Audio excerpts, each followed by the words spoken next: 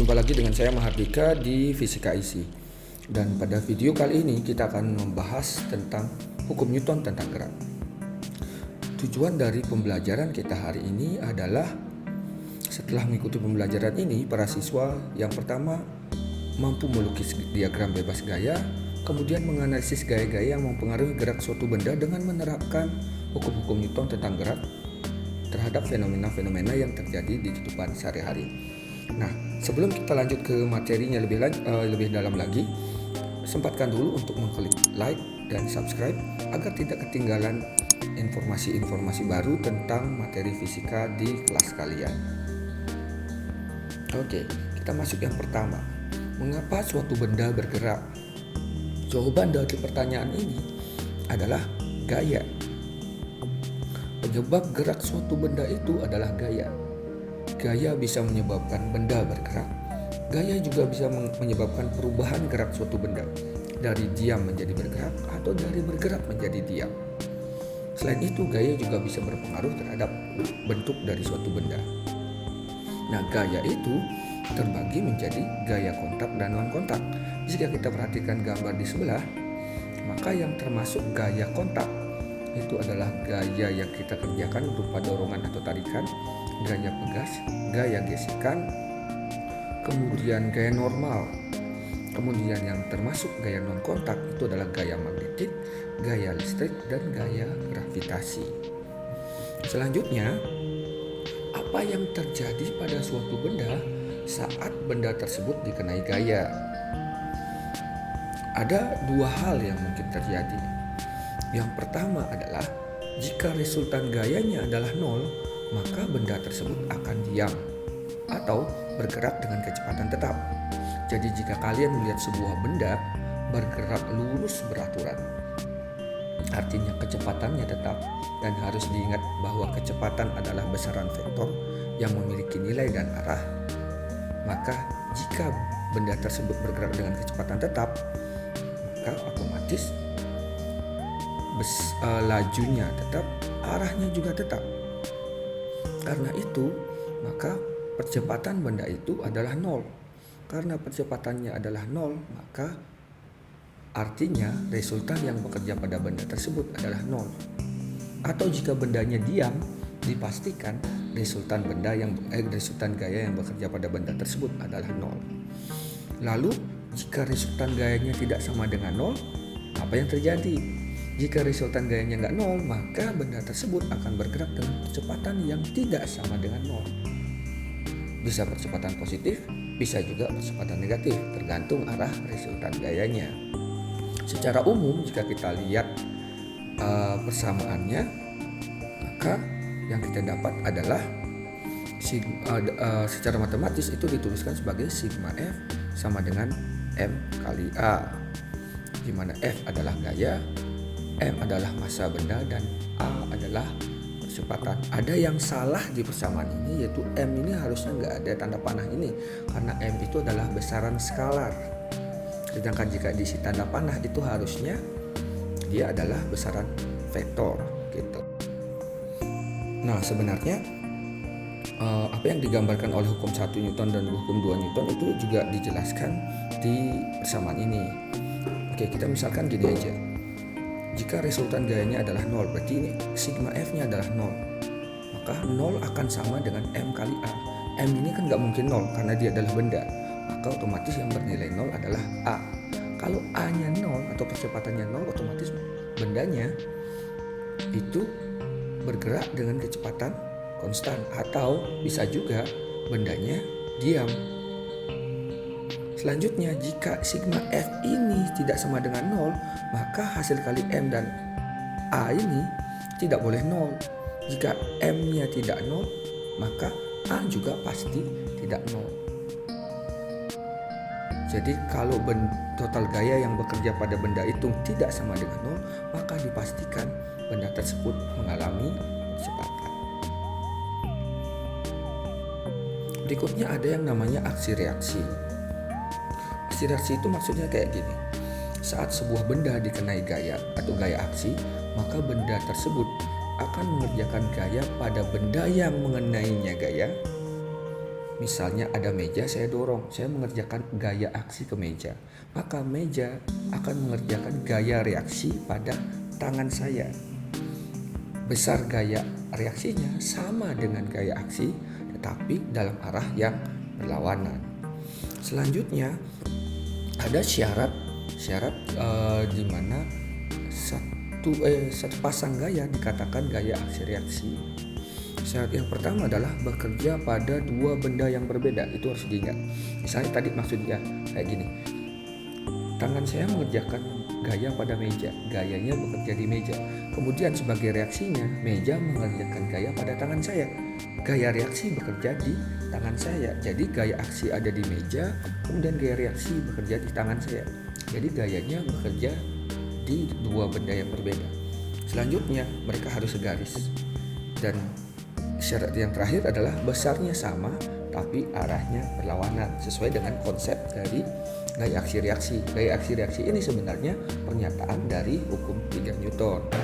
Sekarang kita lihat sebuah contoh soal. Jika kita lihat gambar ini, maka di situ ada 4 buah gaya, yaitu W, gaya berat, T1, T2 dan T3. Yang ditanyakan di situ adalah yang merupakan pasangan gaya aksi reaksi yang mana. Nah, kita lihatin dulu. W ini bekerja pada balok. T1 bekerja pada balok karena dia menahan balok biar nggak jatuh. Kemudian T2 bekerja pada langit-langit ini, pada dinding ini. Karena dengan adanya tali, maka tali itu akan menarik dinding atau langit-langit ini. Kemudian T3 bekerja pada tali. T3 menarik tali. Gitu. Nah, sekarang yang merupakan pasangan gaya aksi reaksi, kita lihatin dulu syaratnya. Bekerja pada dua benda berbeda, segaris dan besarnya sama tapi arahnya berlawanan. Balik ke soal. Karena sistem ini diam, di situ kita nggak bisa menentukan besarnya sama atau enggak gitu ya. Kita nggak tahu nih karena datanya nggak ada. Tapi yang harus kita cari dari syarat itu adalah bekerja pada dua benda yang berbeda. T1 dan T2 nggak mungkin. Ya. T1 bekerja pada benda yang ini. Kemudian T2-nya bekerja pada langit-langit. Ini nggak mungkin pasangan aksi reaksi karena nggak berhubungan. T1 dan W juga bukan. Karena T1 arahnya T1 dan W bekerja pada benda yang sama. Berikutnya T2 dan T3. T2 itu bekerja pada langit-langit, T3 bekerja pada tali. Bekerja pada dua benda berbeda, arahnya berlawanan, kita asumsikan saja besarnya sama. Sehingga jawaban dari soal ini adalah D, T2 dan T3.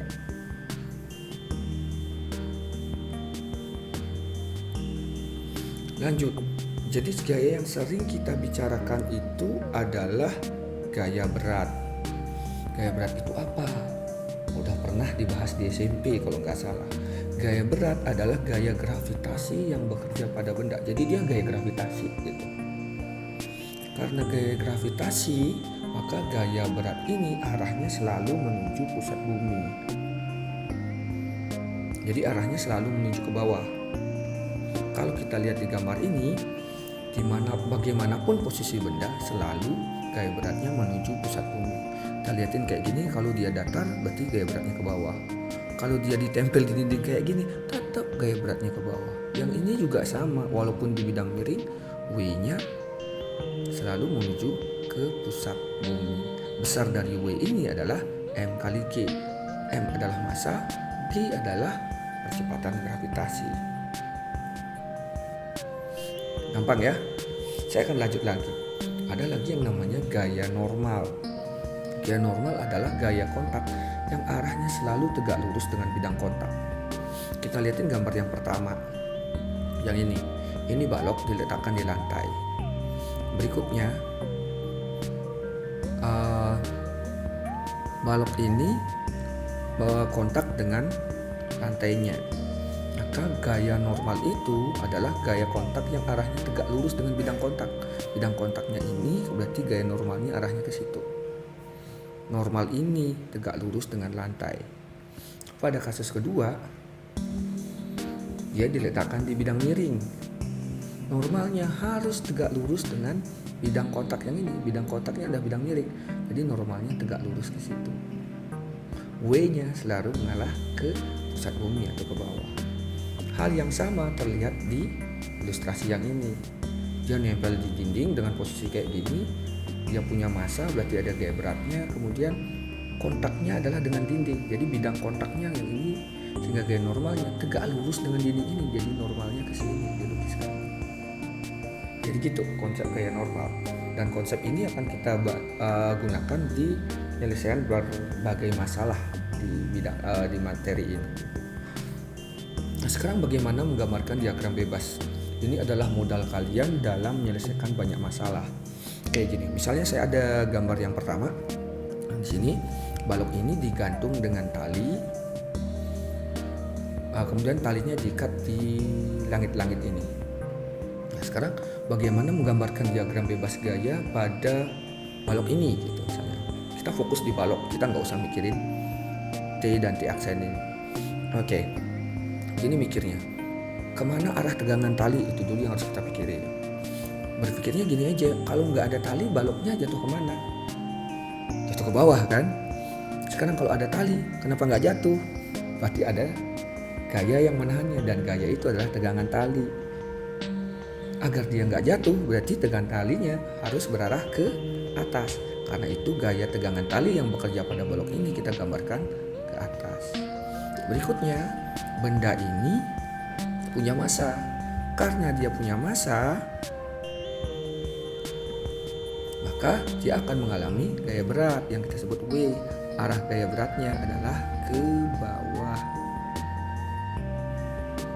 Selanjutnya kita lihatin yang ini. Benda ini M1 gitu.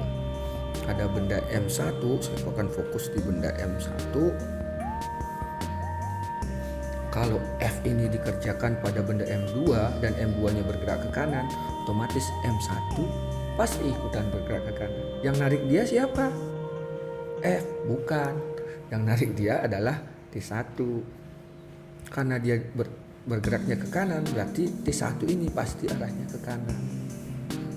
Jadi T1-nya kita gambarkan ke kanan. Kemudian dia punya massa. Karena punya massa berarti dia mengalami gaya berat. Seandainya lantainya ini kasar, berarti kita gambarkan gaya gesekan di sini, di permukaan sini. Kita sebut aja F kecil gitu. Jadi diagram bebasnya kayak gini. Kemudian analisis gayanya gimana? Analisislah gaya-gaya pada arah gerak benda. Kalau pada kasus ini, misalnya untuk benda M1, dia bergeraknya kan ke arah kanan, maka analisis gayanya adalah menggunakan gaya-gaya yang dalam arah mendatar saja, yaitu T1 dan F. W nggak masuk dalam analisis ini karena dia gerakannya hanya ke kanan aja gitu. Kalau kita menganalisis benda M2 gimana? Nah, pada M2 ini bekerja F, kemudian ada T2, ada tegangan tali. Kenapa tegangan T2 ini berarah ke kiri? Bayangin aja kalau talinya kita putusin. Kalau talinya kita putusin, apa yang terjadi dengan M2? Gerakannya lebih cepat atau lebih lambat? Jawabannya adalah M2 bergerak lebih cepat. Artinya T2 ini menghalangi gerakan M2. Akibatnya T2 saya gambarkan ke arah kiri. Kemudian F ini berarah ke kanan. Terus sama dengan kasus tadi, karena dia punya massa maka dia pasti mengalami gaya berat. Analisisnya gimana? Ya sama aja. Kalau kita menganalisis geraknya berarti dia bergerak ke arah kanan misalnya, maka resultan gayanya adalah F dikurangi T2. W nggak masuk karena ini gayanya dalam arah vertikal. Jelas ya? Oke, kita lanjut. Terus gimana melukis gaya berat? Oke, ini udah jelas nih tadi nih udah saya jelasin ya, gambar 1, gambar 2, gambar 3. Nah, sekarang kalau gambarnya di bidang miring. gaya berat itu harus digambarkan ya sesuai dengan konsep dasar tadi, bahwa gaya berat itu arahnya selalu menuju pusat bumi. Tapi menganalisis gerakannya, apakah gerakannya vertikal dan mendatar kayak gini? Kita nggak bisa kayak gitu. Arah gerakannya nggak dalam arah mendatar atau dalam arah vertikal. Karena itu kita harus buat sumbu koordinat baru di sini. Mohon maaf gambarnya nggak bagus. Ini adalah sumbu X-nya dan ini adalah sumbu Y-nya gitu. Nah sekarang kita harus menguraikan W ini dalam arah sumbu Y dan sumbu X. Jadi saya gambar W-nya di sini. Nah, di sini adalah komponen. Nah, ini adalah W cos. Maaf tulisan saya jadi jelek karena tidak menggunakan stylus. W cos. Sedangkan komponen yang di sini di sumbu X dia adalah W sin alfa seperti di gambar ini. Jadi ini adalah yang itu, kemudian W cos ini adalah yang ini maksud gitu. Nanti analisisnya yang mengikuti gaya yang tadi. Kalau arah gerakannya misalnya ke bawah ya udah dia ada W sin theta, kemudian misalnya di sini ada tegangan tali, berarti kalau gerakannya ke bawah W sin theta kurang T. Tapi kalau gerakannya ke atas berarti tegangan talinya yang menang, T kurang W sin theta gitu. Jelas ya? Oke, selanjutnya kita lihatin contoh soal kayak gini. Berapa sih tegangan talinya kalau soalnya kayak gini nih? Oke, di situ MA-nya adalah 2 kilo, yang ini 2 kilo, kemudian MB-nya adalah 1 kilogram. Nah, sekarang kita analisis satu-satu nih. Ini kita analisis MA dulu nih.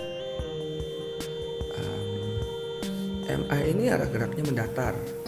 Kemudian jika tidak disebutkan dalam soal itu kasar atau licin, maka kita asumsikan licin. Kalau licin artinya nggak ada gaya gesekan. Bendanya bergerak ke kanan. Kemudian gaya-gaya dalam arah mendatar hanya ada T aja.